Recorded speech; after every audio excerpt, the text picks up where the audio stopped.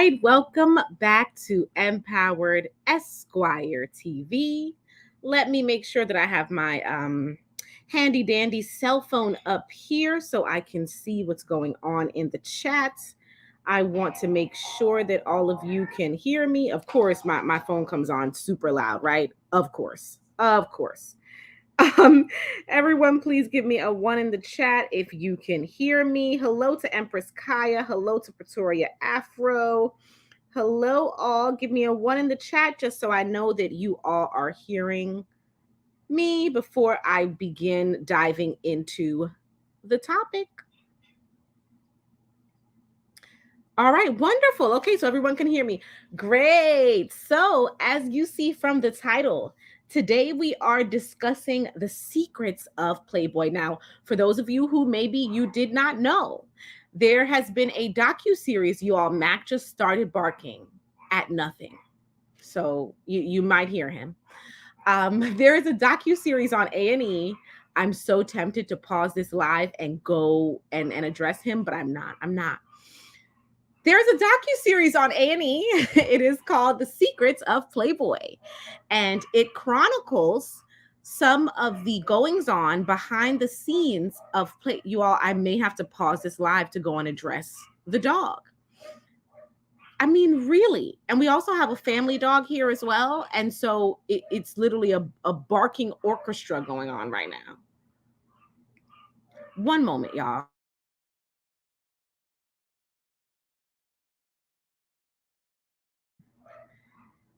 All right, everyone. I think I've got it under control. Let me hop in the chat and say hello to everyone. Hello to KKC. Hello to Senorita Flowers. Hello to Black Anonymous. How is everyone doing? So I see y'all, these dogs are still going. They have been quiet for hours, and it is not until I begin a live that this stuff starts. And let me talk to you really quick about instincts and why you should listen to them. You see, my instincts told me to bring Mac down here when I started the live, because my instincts told me that despite me trying to raise him to be a leader, he is a follower. And the minute that other dog starts barking, he's going to bark, even though they bark at nothing. But because the other dog starts barking, he starts barking, right? Okay. And so my instinct said, bring him downstairs. Bring him down, because there'll be nothing for him to see and the other dog won't be here to influence him. But I didn't listen to my instincts. I tell you, motherhood is something else. I'm really trying to raise a leader, and yet my little fur son is a follower. I don't know. Any parents want to give me some tips? Give me some tips on how you teach your offspring to be a leader, not a follower. Please let me know. Anywho, so let's get back into the secrets of Playboy and this docu-series. So it has been very, very, very, very interesting. And I want us to use this docu-series as a case study, if you will, as an opportunity for us to discuss, first of all, the current state of feminism, right? Second of all, for us to discuss the magnificent, and I don't mean magnificent in a positive way, mind you, right? But the magnificent way in which imagery and media can be used to create an image that is totally contradictory to what's actually happening behind closed doors. And it is a phenomena that has become even more increased with social media, right? Because you see on Facebook and Instagram and all these other things, all these other platforms, I should say, right? How people create lives and create imagery and create a persona that is totally false. And when the mask falls and you find out who the person really is, you're usually very, very shocked, right? So this is really a larger case study. But anywho, I'm going to walk you through each episode, give you my thoughts on each episode. I won't give you too many spoilers in case you want to go and watch the docuseries. By the way, I encourage that you watch it. And then, of course, we're going to talk about the legal implications of some of the things that we learn about in each episode. Y'all, it is very, very intriguing, to say the least. All right. So I'm hopping back in the chat to say hello to my awesome mod, Doug. Hey, Doug. And I see some of you all encouraging me here. Black Anonymous said, LOL at Barking Orchestra. Barking Orchestra, the family dog is a terrier. Well, a Jack Russell, let me be clear. And Jack Russells, in my opinion, they bark at anything. Like they bark at the wind because they don't have as much mental capacity, right? But smarter dogs like Yorkies and things like that, they don't bark randomly, right? They only bark when someone is coming into the home, things like that. But whenever he is around that other dog, it's craziness. Adventures of a Dog Mom. That's right. That's right. Doug said Mac hasn't come into his own yet. I mean, I guess not. And I'm telling you, I'm trying to practice now for the human children. You feel me? I'm trying to get my mothering skills down now. So I'm like, man, I gotta get this right? I gotta tweak this. All right. Black Anonymous says he's watched up through episode 9. Awesome. All righty. So you guys know some of the show. Hello to PMB. How are you, darling?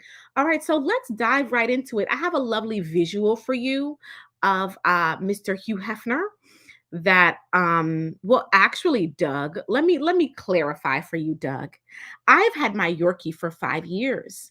My Yorkie does not bark randomly. He's not a yappy Yorkie. Usually he only barks if someone is approaching either the front door or the door to the room that we're in. That's his usual behavior. But whenever he's around this other dog, it's a whole new thing, right? It's a whole new thing. Anywho, let me get the visual up for you. I have a lovely visual. Well, I shouldn't say lovely, but I have a visual of Hugh Hefner that I am going to play for you all. Hugh Hefner and some of the other characters that you're going to meet in this docu-series, right? So I can kind of help you start putting faces to some of the names that you are going to hear throughout the series, okay? So let me go ahead and take this down. All right, we're going to remove this. And I always announce when I'm sharing my screen why I do that. We don't know, I just do. It's my way. So, share screen. I want to make this full screen.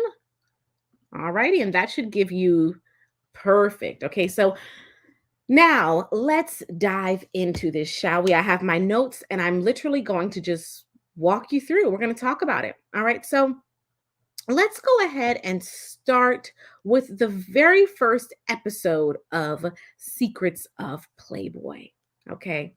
So again, for those of you who are unfamiliar with Secrets of Playboy, it is a docu-series that details what was going on behind the scenes at the Playboy Mansion with Hugh Hefner, with Playboy Magazine, which eventually became, the Playboy Channel and things like that. Okay. And there's a lot that you probably will be intrigued to find out. Okay. So let's start with episode 1. Now, episode 1 for me, the first episode you always wanted to kind of pull you in. And for me, episode 1 did that. Episode 1 really grabbed my interest and pulled me in. And I'm going to tell you why. I learned a lot of things about Hugh Hefner in this first episode that I was just totally unaware of, right? Now, maybe some of you knew these things. I did not. I learned a lot of things that were just totally new to me. Okay. All right. So, first episode, it talks about Hugh Hefner's legacy, right? They dive into a bit of Hugh Hefner's history and they share with us that Hugh Hefner started Playboy at the young age of 27 years old. You get some old footage of Hugh Hefner where he is explaining what inspired him to begin Playboy. And he says, I was inspired by my idea of intimate freedom and an intimate revolution where both men and women are liberated and freed and allowed to be free with their desires. Okay. So then they start talking about some of Hefner's legacy in regards to being a revolutionary, if you will, right? Not just in the intimate field and in the adult industry, but a revolutionary in the civil rights industry, which That was something that I did not know at all. At all. Okay. I don't know if you all were aware of that, but I did not know that Hugh Hefner was considered to be a civil rights stalwart. So you just saw flash up on the screen. Here we go, right here. Let me see if I can pause it here for you. I'll pause it here. Okay. So notice what we're seeing here. Notice that we are seeing Playboy bunnies of all colors. Do you see there's an African American slash black Playboy bunny right there in the front? So apparently, Hugh Hefner had a major reputation for being a civil rights radical of his time, right? When he first opened his Playboy clubs, when he first started to unfold his Playboy magazine and things like that, he did not discriminate at all. At his Playboy clubs, he had patrons of all colors. He routinely allowed African American slash Black patrons to come to his Playboy clubs and be a patron like everyone else. He did not participate in any level of segregation, whether it was employees or patrons. Next interesting thing is he maintained a close friendship with a lot of African American slash Black people who would be thought to have radical ideas, right? One of those people being Dick Gregory. Okay, so let me share with you a little article here. All righty. The title is Hugh Hefner's Surprising Civil Rights Legacy. Okay, so I'm going to drop the link in the chat for you later on.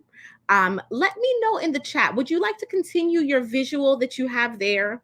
You know what? Actually, let's continue the visual that you have there. I'll drop the link for you. But anywho, in the article, you have Dick Gregory talking about Hugh Hefner, and not just Hugh Hefner allowing African American patrons during a time that there was supposed to be segregation, but Dick Gregory alleges that Hugh Hefner actually actively took part in the civil rights movement by giving people such as Dick Gregory money to fund some of their projects dedicated to civil rights. And at that time, very radical projects, right? So that is something that I quite frankly was surprised by. I did not know that Hugh Hefner had this reputation, if you will, for being a person that was a part of social justice. Okay. By the way, people such as Reverend Jesse Jackson have even come out and said that Hugh Hefner was a strong supporter, both morally and financially, of the civil rights movement. So the takeaway from episode 1 for me was, wow, a lot about Hugh Hefner that I did not know. Okay, so episode 1 starts off with some very, very interesting things about Hugh Hefner himself. Now, as I'm sure you can imagine, there is much more to him than civil rights activist, right? There's much more to him, but it was an interesting thing to know because I did not know that, right? Okay. Let me take this comment down. I also want to highlight a comment that PMB made. So PMB says he simply understood capitalism. Black people are always on the menu.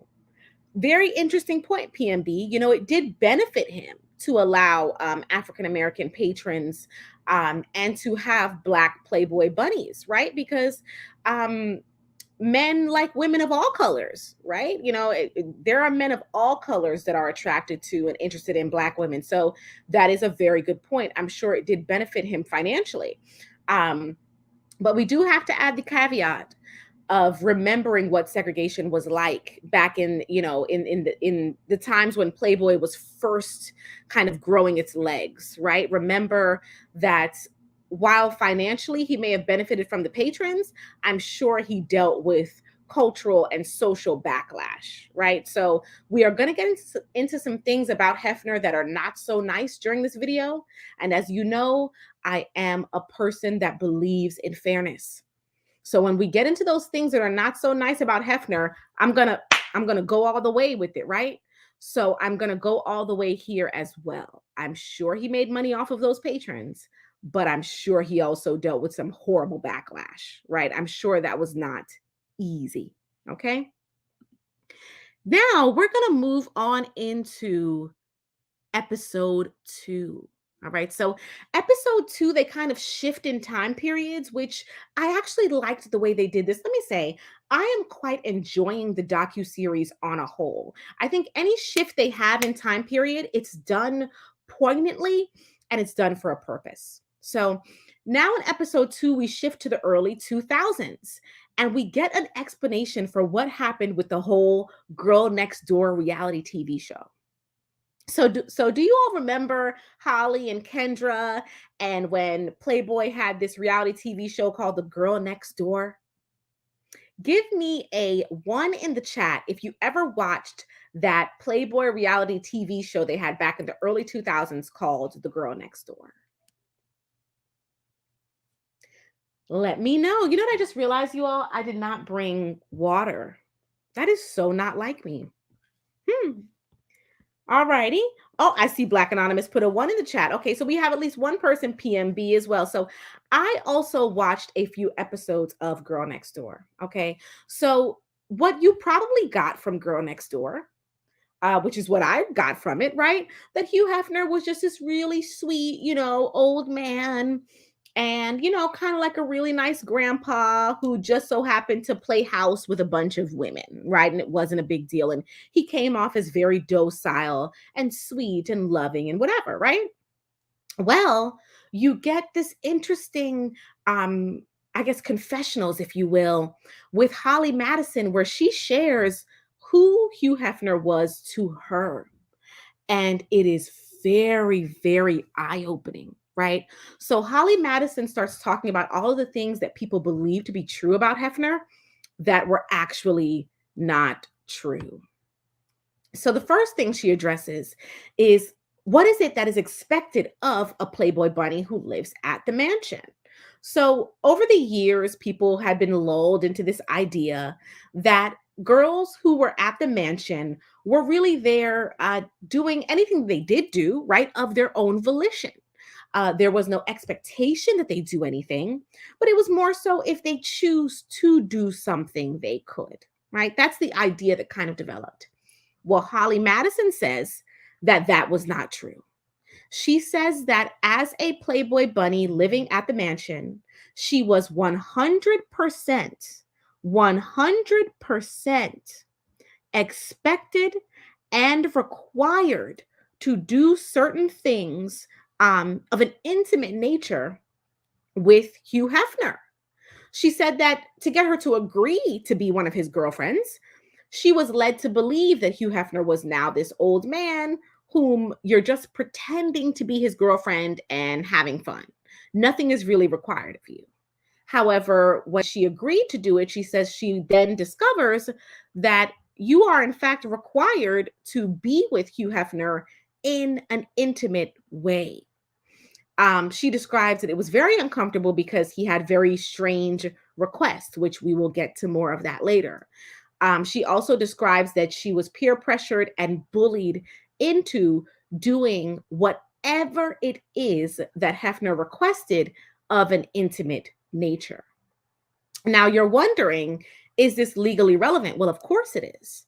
I want you all to remember that part of lack of consent when it comes to intimate contact is coercion. Okay. Remember, we talked about that when we talked about Robert Kelly.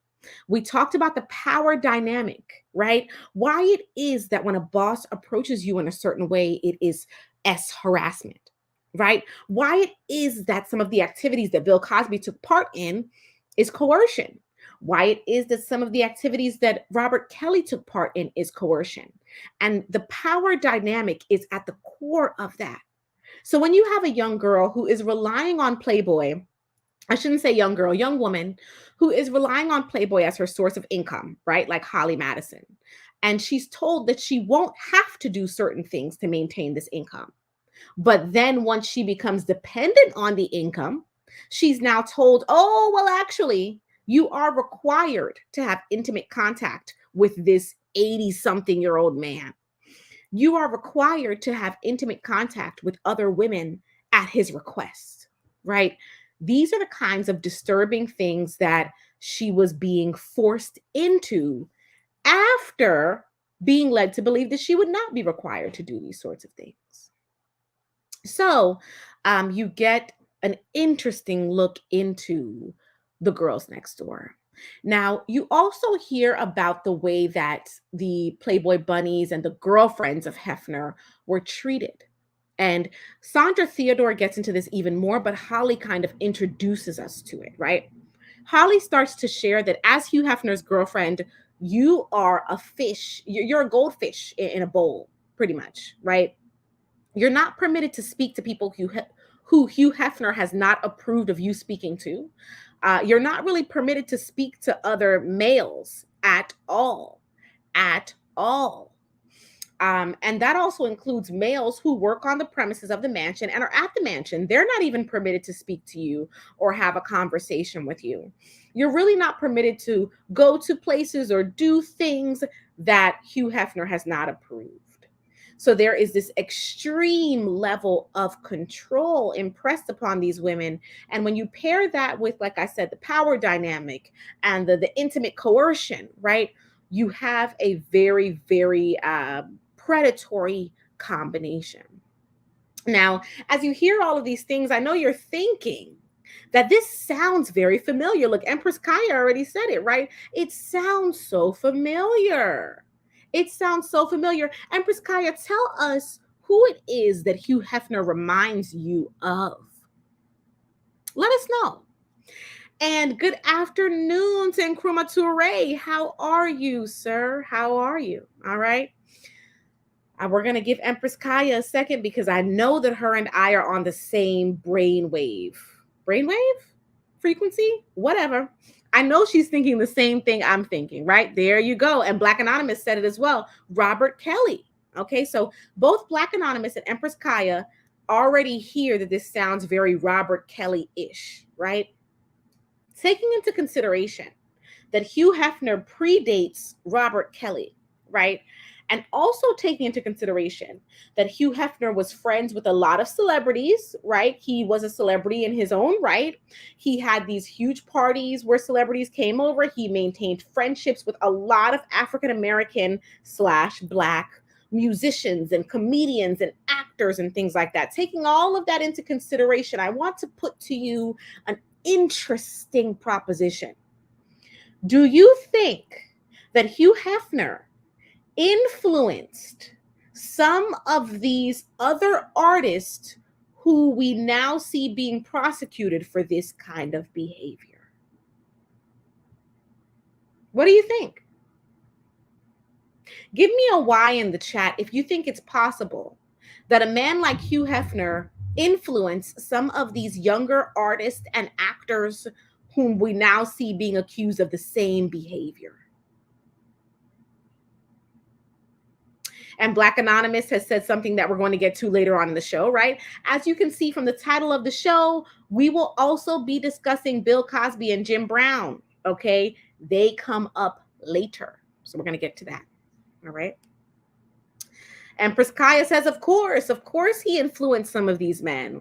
And Nkrumah Toure says, it's possible, right? I think it is definitely possible. Right? We have a term in the law that we call the poisonous tree and fruit of the poisonous tree. Now, we use it for evidence, right? We say, oh, well, anything that was done illegally is a poisonous tree. And any evidence you get from that poisonous tree is inadmissible. But I thought of that in this instance in terms of Hugh Hefner. You know, I think it's possible, allegedly maybe, that Hugh Hefner could be the tree, right, that bore the fruit of all of these younger artists and celebrities that you see perpetrating similar behavior, okay? And I actually, Black Anonymous, don't think it had to be indirect, because remember the circles that Hugh Hefner is is mingling in. I feel that it's almost probably 90% certain that a man like Robert Kelly met Hugh Hefner, okay? All righty. So yes, Jim Brown, Doug, we're going to get to Jim Brown. You'll hear all about that. So that is the gist of episode 2. Now we move into episode 3, and boy, it gets even deeper. It gets even deeper. This is giving new meaning to the term, like down the rabbit hole, right? This is giving new meaning to down the rabbit hole, I'm telling you. Episode 3, it gets deeper, y'all. I mean, if you think it couldn't get any deeper. Good evening to Asaru Amun Ray. Peace, peace. Okay. So let's get into episode 3, the bunnies and the cleanup crew. Now we are introduced to a group of people that were referred to as the cleanup crew. So at first you're thinking, what, to clean the mansion? To clean the pool? I mean, what? Oh, no, no, no, no. Hugh Hefner had a group of employees who specifically were assigned to clean up problems with Playboy bunnies and or problems with female employees of the Playboy conglomerate. And so you come to learn that it was so often that horrible things were happening to these women, so often, that Hugh Hefner had to actually employ people whose position entailed fixing the things that occurred.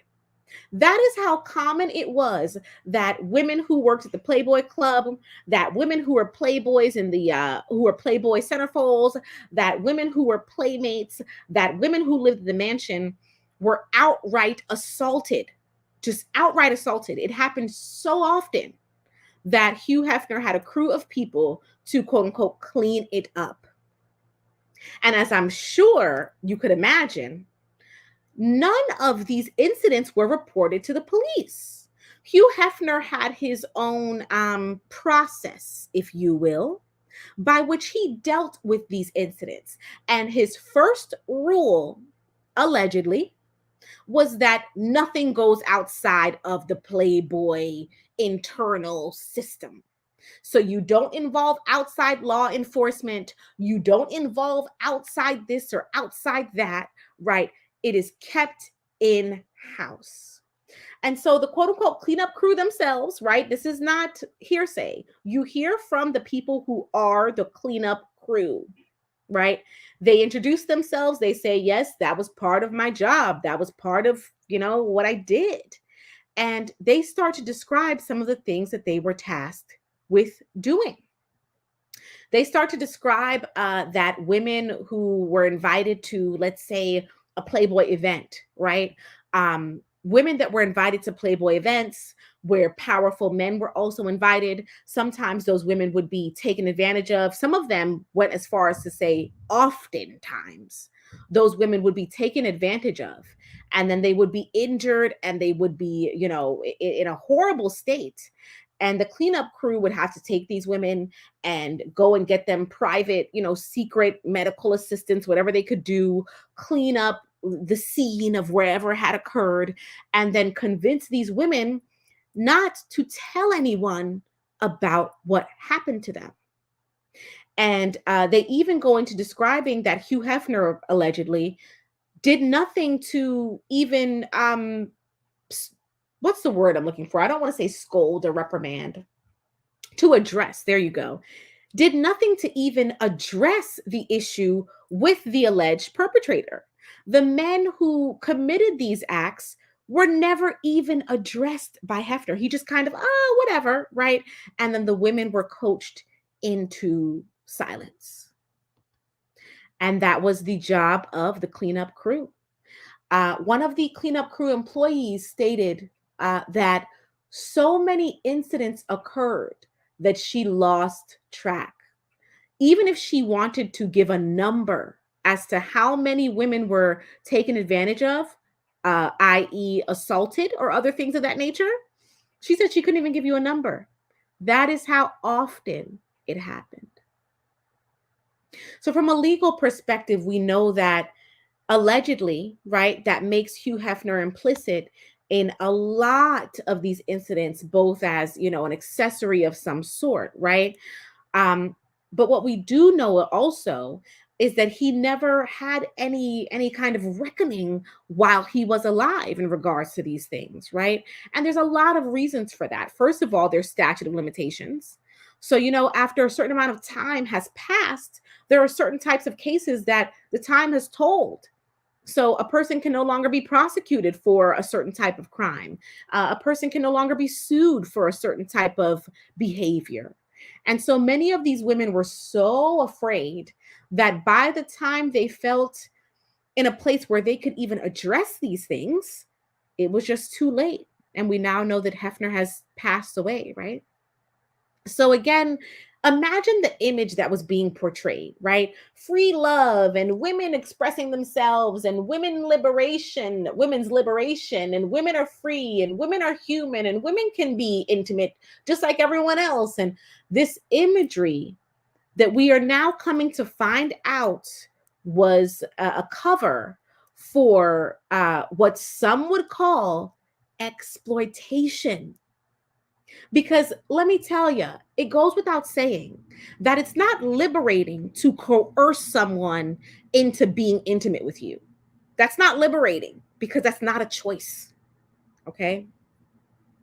I'm going to hop into the chat here. All right, Doug, showing everybody the Cash App instructions. Okay, if you're interested. And Doug, yes, there is a very disturbing story about Don Cornelius. I couldn't fit him in the title, but if one of you want to remind me later on, as we're walking through, it's in one of these episodes, so we will get to it. And if we, for some reason, don't, remind me. But the Don Cornelius story is extremely disturbing. Extremely. Okay, so I will probably give you all a trigger warning before we go there. All righty. T Bam says, I just watched this documentary last night. Awesome. Tell us, what did you think of it, T Bam? Let us know in the chat what you thought of it. Hello, hello, hello. Hello to B Buccaneer. A long time no see. How are you? B Buccaneer says something very interesting. B Buccaneer says, notice that they didn't name the celebrities involved in this.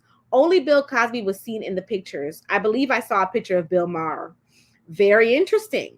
Very, very interesting to note that really the only celebrities they mentioned really was Roman Polanski, Bill Cosby, Jim Brown, and Don Cornelius. Okay, and I'm sure you can know kind of off the top of your head, right, that Bill Cosby, Jim Brown, and Don Cornelius all have something in common.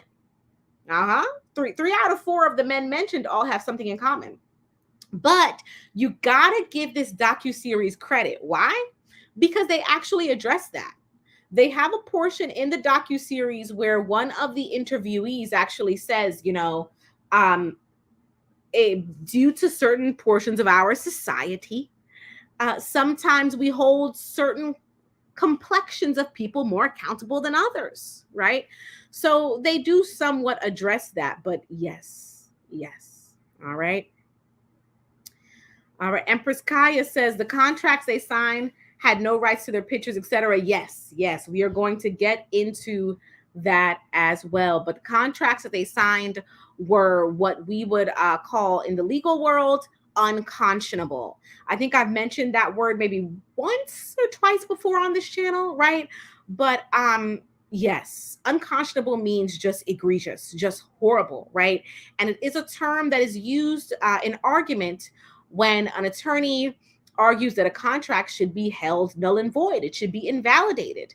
And it can be argued that when a contract is unconscionable, i.e. the contracts that were signed by these playmates, which we'll get into that, that they should not be held to it, if you will. Okay.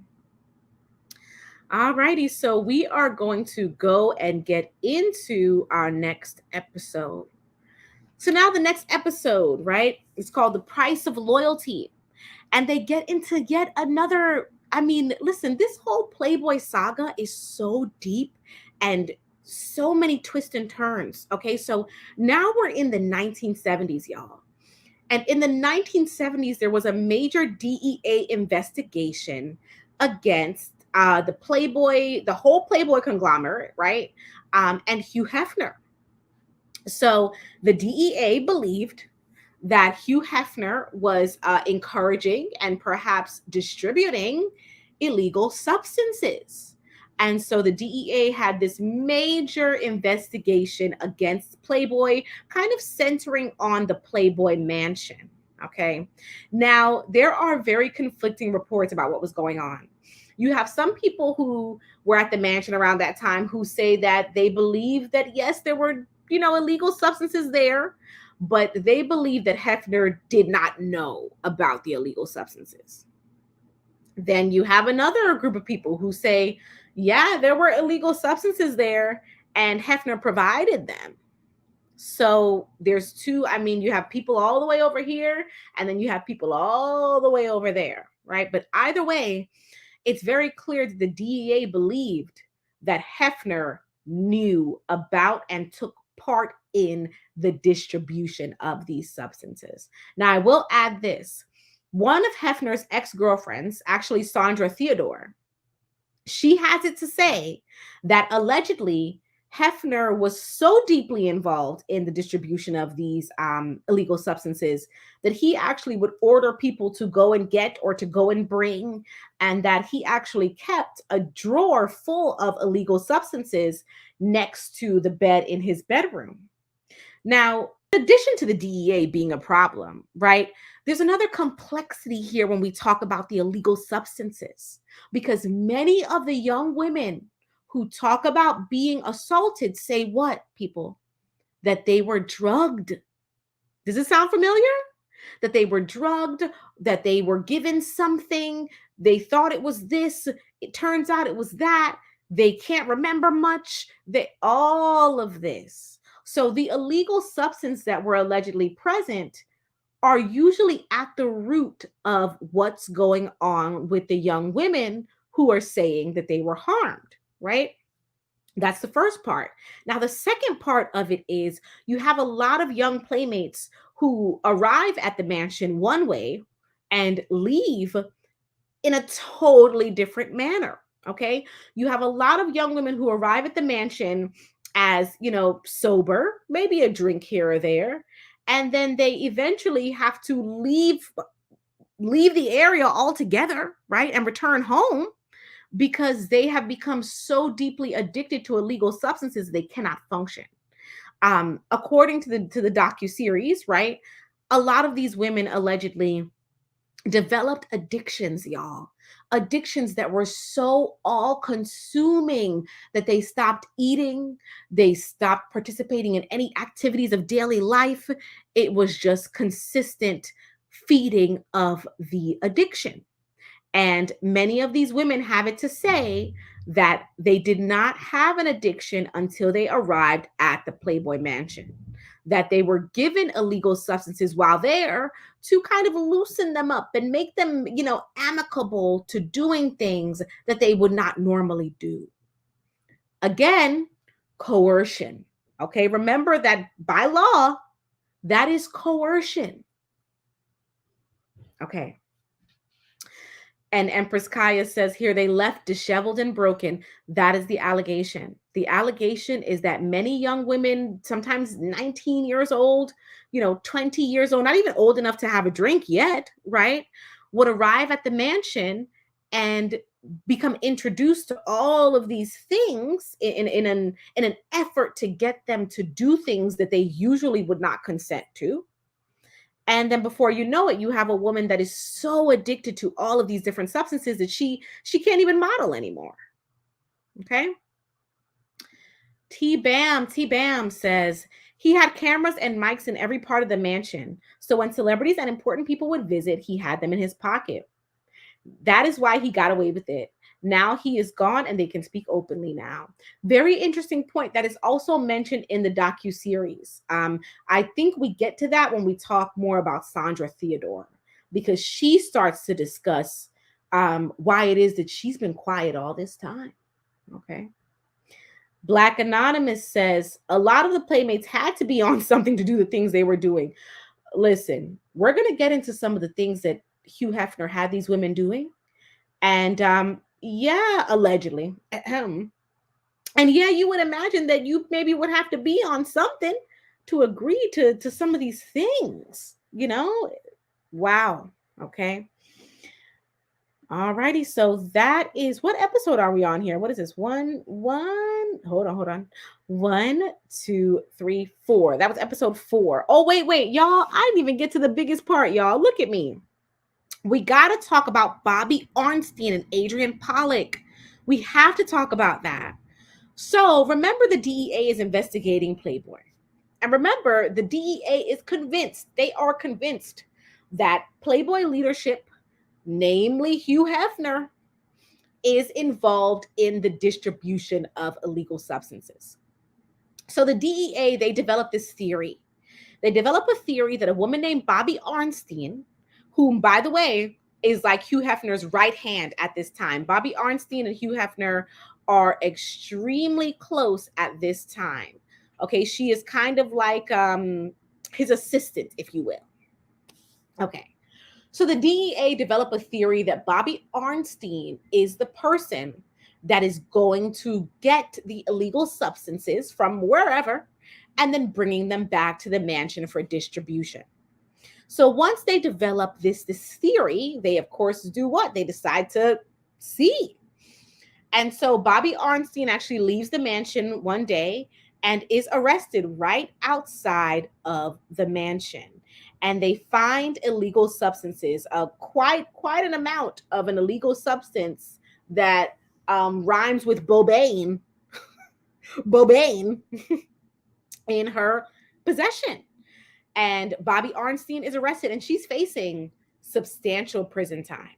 Okay, so if you're following me here, you have a woman who works for Playboy, who is very close to Hugh Hefner, who is in his direct command, who is caught with a large amount of Bobane. And the DEA now has her under their finger. So when I say under their finger, what do I mean? Well, think about when you have something under your finger, right? It's right there and you can kind of press on it at will, right? So the DEA was now pressing on her. And it was known that the DEA wanted Bobby Arnstein to flip on Hefner. Now, we know from a common sense perspective why they may want that, right? But let's for a moment have the teaching moment, right? Let's walk down legal lane for a moment.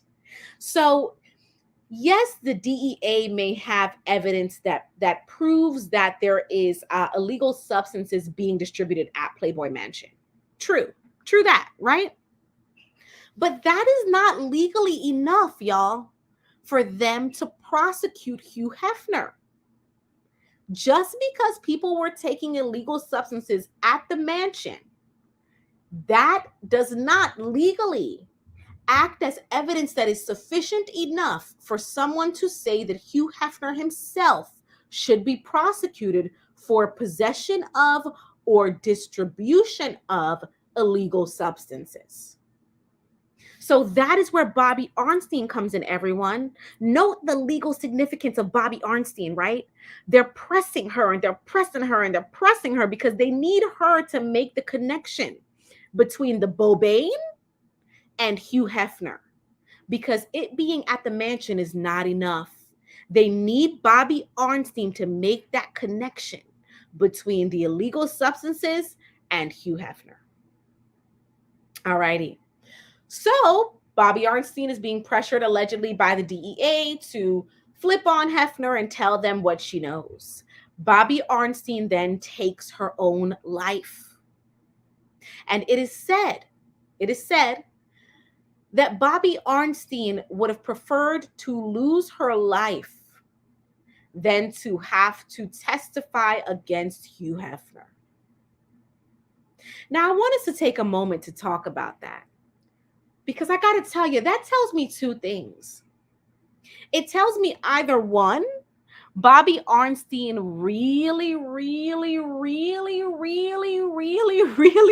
loved Hugh Hefner, or two, Bobby Arnstein was terrified of that man. Which one do you think it is? Give me a 1 in the chat if you think Bobby Arnstein just really loved her some Hugh Hef. Or give me a 2 in the chat if you think she was so terrified of this man, of what he would do to her, allegedly, if she were to give information on him, that she was willing to end her life. One in the chat if you think she just loved him a whole lot more than her own life. Two in the chat if you think she was that afraid of Hugh Hefner.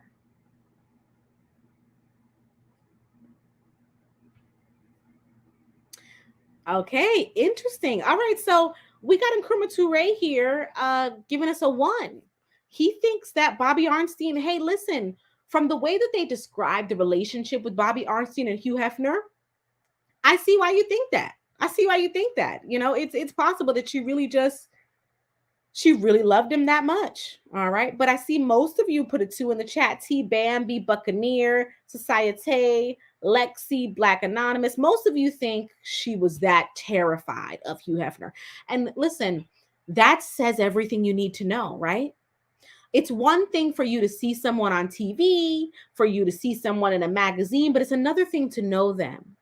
And Bobby Arnstein is a woman who knew Hugh Hefner. And if you think that she didn't want to mess with him, knowing him personally, that speaks volumes. That speaks volumes. All right. Now, there's something else I want to address that T Bam said. And many people believe that Bobby Arnstein did not take her own life. There's a theory going that Bobby Arnstein was maybe brought to an end. However, no one has ever, to my knowledge, been able to fully substantiate that. Okay. Now, B. Buccaneer has something interesting for us to discuss. Hold on here. He selected them young for a reason. They are easy to frighten and manipulate. Yes. So let's address this. I actually want to pause this video right here because I don't want anything moving in the background to distract you. Because listen, we're about to have, I'm even bringing you closer. I want to discuss what B. Buccaneer just said. B. Buccaneer just said he selected them young for a reason. They are easy to frighten and manipulate. I want you to see patterns. Y'all, when I talk about this channel and why I'm here, I'm always telling you I'm here to be of service to my community at large. Parents, aunts, uncles, anyone who is in a position of leadership where you have young women in your family, notice these patterns, everyone. If you don't listen to anything else I say, please listen to this. Notice these patterns.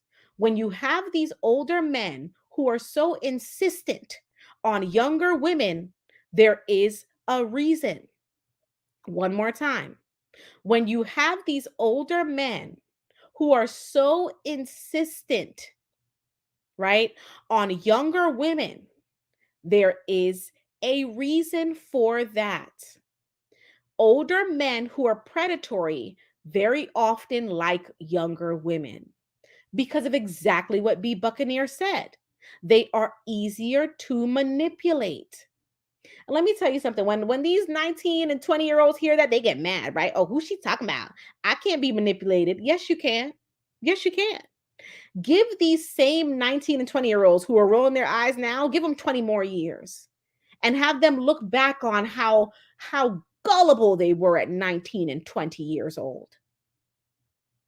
These men select women that are usually right around that age, 19, 20, 21, right? Sometimes younger, because they are easier to frighten and manipulate. B. Buccaneer is right on point with that. And think about some of the people in this internet world, right? These YouTube streets and their choices. And I don't mind saying what I'm saying, right? You guys know I say what I say and I stand on what I say. So I don't mind it, right? Look at Nature Boy or Baba Booger, whatever he's going by nowadays. You notice that man can never ever be with a grown woman. You notice it's always a 19-year-old, 20-year-old, okay? Look at Robert Kelly. Look at a lot of these older men that they are never with a woman that is age appropriate. Again, if you don't listen to anything else I say on this channel, please warn the young women in your family against these older men. Tell them the truth. Tell them he's not choosing you because you're an old soul and you special and all this foolishness. He's choosing you because you're gullible. All right. And Kruma Ture has an interesting question. He says, so what could he do to her that was worse than what happened? Well, come on now. I don't want to get graphic because you know how YouTube is, okay? But let's be real. If you choose to end things for yourself, you can choose a much more peaceful means than something that someone else would do to you, okay? T Bam said, say it again for the people in the bushes. One more time for the people in the bushes. By the way, I see that 4 or 5 of you stopped watching when I started to go in on creepy old men. And I'm not going to stop banging on the creepy old men. I see who you are that you left the chat. Are you a creepy old man?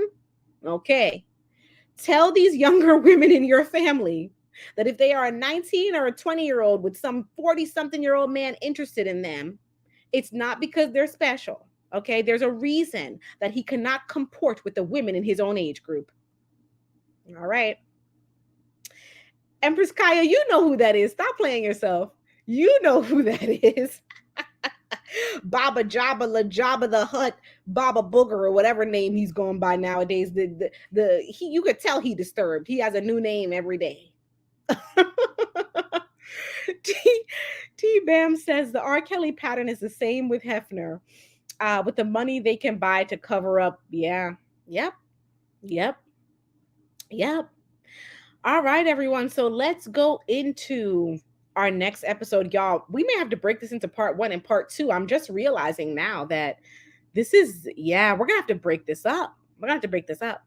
All right. I think this is gonna be part 1, and I think I'll have to come back next week with part 2. All right. So, anywho, here is episode 5. So, episode 5, we get the story of Sandra Theodore. And y'all, I mean, the story in itself was already just so much, so much to take in.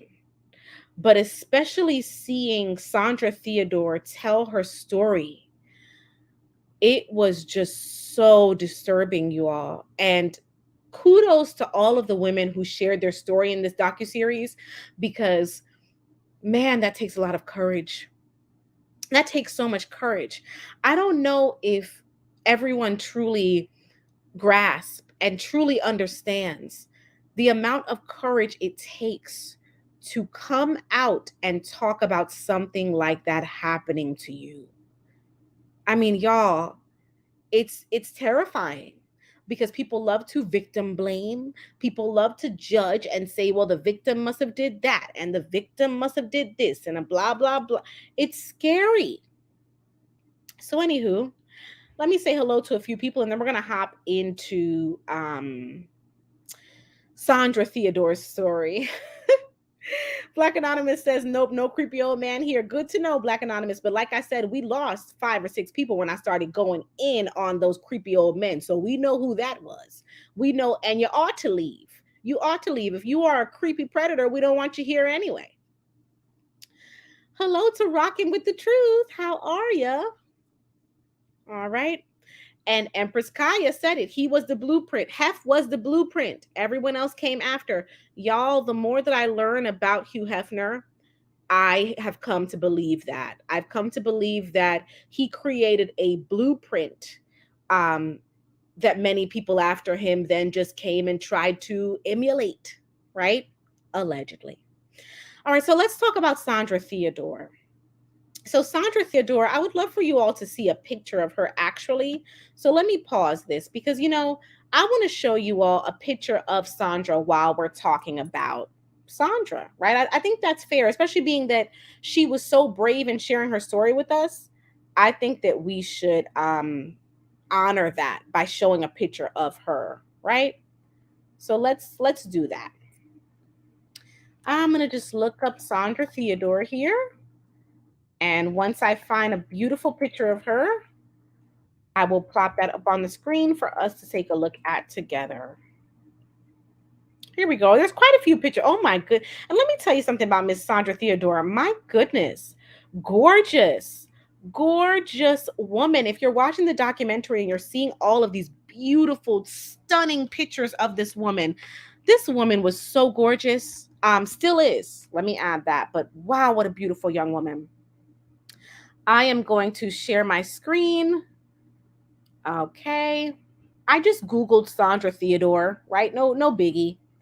And here we can just see, I mean, look, I'm going to scroll through some of these pictures to show you, who we're talking about when we discuss Sandra Theodore. Okay, this is her with Hugh Hefner. She's 19 in this picture, by the way. Okay, so I want you to keep that in mind. We're talking about a 19-year-old girl who was in a relationship with Hefner, who was at that time in his 50s, y'all. In his 50s. Okay? Okay. All right. Here is another picture. This is Sandra Theodore and one of the other playmates and Hugh Hefner. Another picture. Another picture. Look at this. Look at the stunningness. Absolutely stunning. And to be a young woman with such dreams of being a model and an actress and doing all these amazing things, and then to stumble across this man who, met her so young and just, oh my goodness, just desecrated on the hopes that she had for the kind of woman that she could be. Oh goodness. Really just sad. Um so this is a picture of what Sandra Theodore looks like today. Okay? And that's the young Sandra Theodore. And here's another picture of Sandra Theodore today. So now let's get into her story. So Sandra shares with us that she became a playmate at the age of 19 and that she had these dreams. She was a small town girl, typical story, with these big dreams of being an actress or modeling or things like that. Okay. And she was eventually wooed by Hefner into being his girlfriend. Now, she goes on to tell this story that, as I said, is nothing short of heartbreaking. She had never had a boyfriend before, y'all. So you see what I'm talking about when I say there is a reason that these men choose women that are so young? When you've never had a man love you before, meaning in a romantic way, right? You don't know any better. You don't know any better. And that is the reason that a man like Hefner would choose a 19-year-old. So she talks about being 19, never having had a boyfriend before, right? Hefner was like her first everything. And she talks about, him in the beginning being very romantic and very sweet, and her feeling very special that out of all these women that Hefner had access to, he chose her. Again, my parents and my role models in this chat, remember what I said to you. Tell your young women in your family he's not choosing her because she's special. Because that is what these men do. They convince these very, very young women that, oh, I'm choosing you because you're special. So she talks about how she felt so special, right? To be 19 and new, and all of these other women he had access to, but he was choosing her. Okay. So they began this relationship that initially he was romantic. But she said after a while, after he had kind of gotten her past doing things that would be deemed to be normal for a couple, she said he just became what she called insatiable. And she said that nothing was ever enough. She was constantly being put in positions where she was uncomfortable because he was constantly requesting that she do things that she did not want to do. And she would tell him, no, I don't want to do that. No, I'm not comfortable doing that. And he would continue to pressure her and pressure her and pressure her and pressure her. And then he introduced the illegal substance use. And that's when the floodgates opened, because she said that she would use the illegal substances to kind of numb the experience of these things that he was making her do that she did not want to do. Now, she goes into some very disturbing things, and I am not going to call them by name You all know why, right? But she mentions that he brought extra people into their bedroom, people of both genders into their bedroom. He brought different species into their bedroom. I don't need to go any further, right? And she said that every week it's like he went up a notch. He went up a notch. He went up a notch. She said it was almost as though he had become so desensitized that no normal interaction was enough for him. She explained that as a young woman in her early 20s at this point now, because she's with him for 5 years, right? She explains that as a young woman in her early 20s, she's living a nightmare. She's living a nightmare where every week she's losing a piece of herself. Because with every week, remember, he comes up with a new, insanely disgusting thing he wants her to do. And she is in a nightmare. Now you're wondering, well, why didn't she just leave? Well, we're going to get into the comment that was mentioned earlier. So remember earlier, someone said that Hefner had cameras everywhere, allegedly, and that he recorded everyone. He recorded everything. Every room in that mansion had a camera, and most people did not know that they were being recorded. Well, there you have it. Sandra describes that he would record these things that he made her do, these horrible things that he made her do, and he would use them as ammo. So she would be afraid to upset him, afraid to leave the relationship, afraid to do anything, because she feared that if she were to do anything to stand up for herself, out would come these tapes, out would come the ammo, right? Now, there's a name that we have for that legally nowadays, right? It's called revenge P, you know the rest, right? And it's illegal to do that. But again, remember that this is a young woman, and also remember that this is back in the 80s. A lot of our whole movement when it comes to revenge, PO, right? You know the rest, and protection of women who leave relationships. Remember, all of that is recent stuff, y'all. She's living pre that. So she's really living in an era where there's nothing to protect her if this man wants to release every tape he has on her because she decided to leave him. Now I'm going to take a moment to address one of the comments we have here. So B Buccaneer says, I'm so happy you're covering this, Empowered Esquire. Thank you so much. Unfortunately, I'm going to have to leave the chat. I have to visit family. Oh, that's so fine. Thank you for joining us, B Buccaneer. It's my pleasure. You know, I don't enjoy this topic, of course, right? But like I said, I'm here to be of service to the community at large. And this is how we do it. We talk about things that need to be discussed, you know? Nappy Yankee is in here. Hello to Nappy Yankee. How are you? And yes, Hugh Hefner passed away like right before that Me Too bubble, and he got off easy. Let's put it that way. Okay. Yes, there was a huge library of tapes. Now, what happened to those tapes now, we don't know, but there was actually a room at the mansion, according to one of the previous employees. There was actually a room at the mansion that was specifically for keeping all of the tapes, and it was off limits. Okay. Black Anonymous says, wouldn't that have been blackmail? Technically, it's blackmail if you threaten the person. So remember, it's blackmail if you say, if you do this, then I will do that. But let's say you don't do that. I mean, this Hugh Hefner is a man that, let's not pretend we're dealing with an idiot, right? He's not going to say to Sandra Theodore, if you leave me, I'm going to do blank. No, he's going to insinuate. And then if she leaves and he doesn't want her to, right? Then guess what? A tape will be accidentally leaked.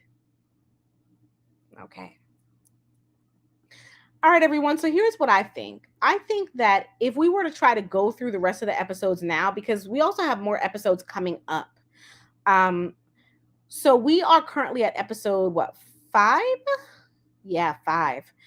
And I think what we should do is continue this next Sunday. And there will be more and more episodes coming out. And we can just continue and continue and continue to follow this documentary as it goes along. We haven't gotten to Cosby and Brown yet. Okay. Cosby and Brown are in. I'm going to tell you guys what episode. They are down in episode 8. Okay. So we would get to Cosby and Brown and Don Cornelius next week. All right. So, how do you all feel about that? So that we have enough time to really go through this series and give it the attention that I think it deserves. I am recommending that we continue with part 2 next week, and part 3 and part 4 and part what else. All right. So, what do you all think? Let me know in the chat. Give me a why if you are in agreement that we continue this next week.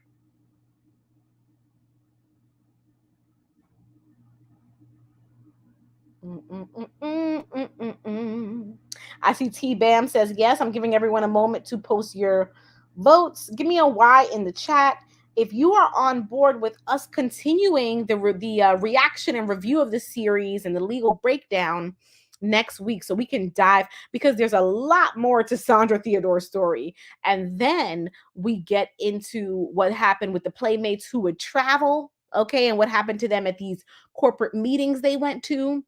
Then we get into Cosby and Jim Brown and Roman Polanski. Yeah. Okay. We have a lot more to get into. Okay. I see the Y's rolling in. All righty. So that is what we are going to do. We are going to continue with this next week. All righty. So listen, everyone. This has been another episode of Empowered Esquire TV. Um, if you're watching this on the replay, man, what do you think about all of this? Do you think that Playboy should still be remembered as female liberation, as women's goodness, as women's liberation? Or do you think that Playboy should be canceled? Okay, if you're catching this on the replay, let me know. And you know what? I'm curious what my people in the chat think. Like, hold on a minute. Hold on. People in the chat, what do you think? What do you think Playboy should still be remembered as women's liberation and women being free to just be intimate beings? Or do you think that Playboy should be canceled, that its legacy should be touched by these things? Okay, let's do some numbers. I know that's easier for you, right? Give me a 1 in the chat if you think, nah, it's still women's liberation. They just had some bad stuff happen. Give me a 2 in the chat if you think, no, this they should be canceled. All right. I want to see what you think. And Kruma Toure says they should be canceled. T Bam says there were a lot of girls damaged by Playboy and the key holders. And Black Anonymous says something we should all do. Listen, everyone, hit the like button. If you're here watching, hit the like button. Why? Cause it's free. Cause it's free. All right, Nehi Wave God. All right. Everyone says 2. Everyone says they should be canceled. Interesting. Kinsley. I don't even know who Kinsley is. Thank you for that, Lexi. I'm texting myself now. Kinsley and Hefner. Because unless I forgot who that is, it doesn't sound familiar to me. So everyone in the chat thinks that Playboy should be canceled. So listen, what say you? Okay, my people catching this on the replay. 1 or 2? Still women's liberation, just some bad stuff? Or cancel them? Tell me what you think. So listen, this has been another episode of Empowered Esquire TV. Thank you for joining me. Thank you for being here with us. Thank you for being a part of the solution. When we talk about topics like this, know that you being here means something. It means you could have been doing anything else, but you chose to be a part of this conversation, and that means something. Okay. I hope you've been empowered by the information shared here today. You are powerful and amazing in your own right. You bring something to this world, to this channel, to my life that no one else does. And I love you for it. See you next time.